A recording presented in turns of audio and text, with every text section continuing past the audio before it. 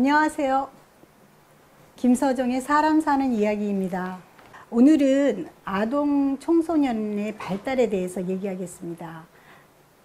이제 7에서 13세 그러면 초등학교에서의 생활이겠죠.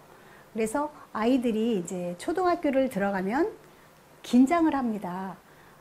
부모의 곁을 이제 떠나는 거죠.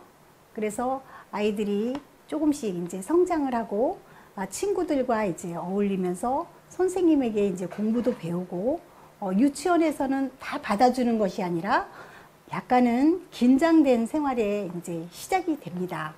그래서 아동 청소년기의 신체적 발달을 보면 안정되는 시기죠. 그래서 후반에 이제 신장과 체중이 이제 급격히 증가를 합니다.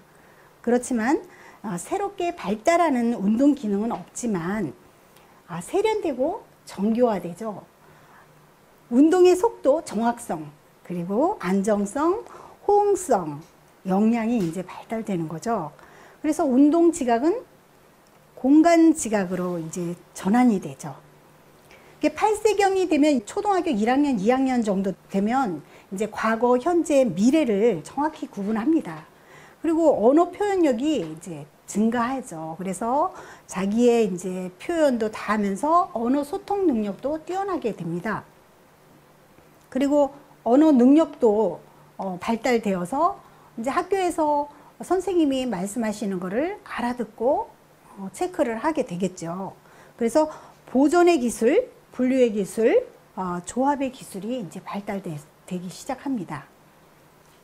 신체적 발달을 보면 제2의 성장 급등기라고 얘기도 하지요. 그래서 개인차는 있지만 여아는 10에서 11세, 남아는 12에서 13세로 시작합니다. 그래서 4년 정도 지속이 됩니다. 여아가 1년 정도 빠르지요. 여아가 1년 정도 빠르지만은 뒤 후반부에서는 남아들이 이제 더 위로 올라갑니다. 그래서 소년들이 이제 성장에서는 우세하죠. 신장은 한 청소년기에서는 10에서 20cm 정도 증가하고 일시적으로 이제 불균형 상태가 오죠. 그래서 그때 되면은 약간 여드름도 나기 시작하고 신체에서 받아들이지 않을 때 조금 약간 부작용이 있기도 합니다. 뇌 분비선의 발달로 지방 과다, 성호르몬의 분비가 왕성해지죠. 그래서 남녀의 이제 중성이었던 남녀들이 이제 어떻게 되겠어요? 남녀 구분이 이제 확연히 드러나겠죠. 그래서 성적 성숙은 생식 기관의 발달로 여성은 난소에서 에스트로겐이 분비되겠죠. 그래서 임신을 이제 준비하기 시작합니다. 남성은 부신 고환에서 테스토스테론을 분비하죠. 2차 성징 발달로 정자 생산하고 이제 성욕이 이제 증가하기 시작합니다. 그래서 성적 성숙인 소녀는 성장 급등 현상으로 양가 감정이 생깁니다. 이제 아무래도 이제 자기가 없던 것이 생기고 없던 것이 현상이 나타나고 하다 보니까 불안하기도 하고 초조하기도 하고 이게 뭘까라는 갈등도 생기기도 합니다. 이제 성적 성숙이 이제 많이 빨라졌죠. 그래서 예전에는 저희 때만 해도 중학교 때 생리를 한다던가 그랬는데 이제는 초등학교 저학년으로 이제 내려갔고 이제는 8살, 9살로 내려갔다는 것이죠. 그래서 성조숙중 아동도 이제 증가하는 추세라고 합니다. 그래서 지금 보건복지부에서 초경 전후 질병 예방을 위해서 건강 성장 지원으로 자궁경부암 무료 예방 접종을 12세에 하고 있습니다. 그게 시중에 병원에서 한 30만 원에서 35만 원 하는 것을 12세에 지금 무료로 접종하고 있으니까 꼭 잊지 말고 접종하시기 바랍니다.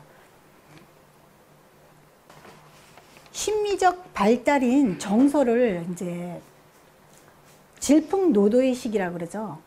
그래서 정서 상태가 이제 강하게 되고 변화가 아주 심합니다. 그래서 예민하고 극단의 아이들 같은 경우는 정말 부모가 감당을 못할 정도입니다. 그래서 성적 색채가 강하고 정서 경험을 하며 성적 수치심도 강합니다. 그때는 조금 많이 이해를 해주시는 방향으로 그들을 지켜봐 줘야 되겠죠. 그리고 부정적 감정의 경험 빈도가 늘어서 그들의 심정은 아주 불안하고 고독하고 열등감도 많고 정서 변화에 휘몰아치는 바람과 같이 굉장히 힘들어하고 있습니다. 그럴 때 부모님이 힘이 필요하죠. 그러면 사회적 발달을 보면 가족관계인 부모, 가족, 거기에서 이제 분리되기 시작합니다. 그래서 친구들의 말이 최고입니다. 또래 상담도 많이 하죠, 아이들이. 그래서 무슨 일이 있으면 부모에게 상담을 하는 것이 아니라 또래에게 가서 상담을 합니다. 그 친구를 잘 만나야 되겠죠. 그때의 친구가 진짜 그의 인생에 좋은 길로 가느냐 나쁜 길로 가느냐 그것도 승패에 달려 있어요. 그래서 친구들을 잘 사귀는 것도 부모가 어떻게 지도해야 되는지 그때 그 시기에 그 아이들에게 좋은 부모가 되기 위해서 눈높이를 낮춰야 되겠죠. 그때는 이제 반항도 심하고 비판도 하고 엄마 말은 정녕 듣지 않잖아요. 근데 애지중지 키웠던 엄마에게는 내가 이 아이를 어떻게 키웠는데 이 아이가 이 정도밖에 안 되나? 내가 그렇게 정성 들였는데 나한테 이럴 수가 있어? 그렇게 굉장히 힘들어 하시지 마시고 이럴 때는 이렇게 되는 거구나 받아들이고 수용하고 그들을 칭찬과 격려로 수용하는 그런 능력을 키우는 엄마가 되어야 되겠죠. 이런 현상에 대해서 이제 인간이 자연스러운 현상이다. 긍정적인 존재로 받아들이고 신뢰감 형성하는데 이때 잘 보내야 됩니다. 그래서 엄마가 신뢰감을 주는 엄마, 엄마가 항상 믿고 있기 때문에 잘해야 돼 라는 마음을 품게 만들어 주어야 되겠죠. 그리고 이제 친구들과 그 또래 상담을 통해서 자기의 가치관을 집에 와서도 적용하려고 합니다. 스스로 생각하는 힘을 많이 키우고 자기가 결정하려 하고 그리고 감정 표현을 자기의 이제 존재감을 이제 서서히 드러내면서 자기 가치관을 형성하는 시기죠. 이럴 때 또 학교 부적응 내지는 학교 학업 중단하는 아이들이 생깁니다. 그럴 때 부모님이 억압으로 할 것이 아니라 충분한 대화와 그들과 친구가 되어서 그들이 무엇이 문제이며 무엇을 원하는지를 조곤조곤 들어봐 주어야 됩니다. 그 친구들이 그냥 무조건 부모한테 화내고 그런 것이 아닙니다. 이유가 있거든요. 제가 학교 상담을 가면 문제아라고 하는 아이들이 있습니다. 그런데 그 아이들이 절대로 문제아가 아닙니다.